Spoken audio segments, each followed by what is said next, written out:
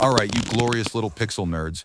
Let's talk about Jet Set Radio for the OG Xbox, that bastard cousin of the Dreamcast original that tried to muscle into the big boy market. What the fuck is Jet Set Radio? It's a riotous, neon-soaked rollerblading graffiti romp with a soundtrack that slaps your skull open like a can of whoop-ass. Why did that art style and music hit so goddamn hard? Maybe because it was raw, anarchic, and actually cared about style as much as mechanics. What does that tell us about how games communicate identity beyond just gameplay? The Xbox port took the visuals and the rebellious heart, but folks argue it lost some of the Dreamcast's shine, frame pacing quirks, control differences, and the way certain levels felt slightly off. Could those technical changes alter the emotional memory of a game? How much of our love for a title lives in tiny tactile details like button feel and frame rhythm? Now about that not for resale stamped on discs.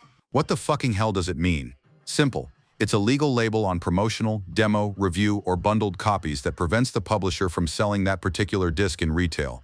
Why send out not for resale copies instead of selling them? Think of them like lab samples for a clinician.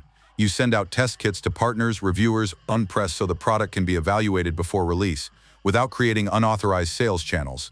But what ethical issues crop up when collectors hawk these stamped discs? Does the label retain value, or does the resale betray the original intent? And here's a question for you.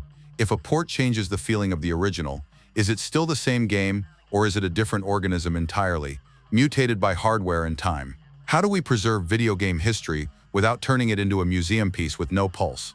Does the not for resale tag on old discs become part of that history, a scar that tells a story?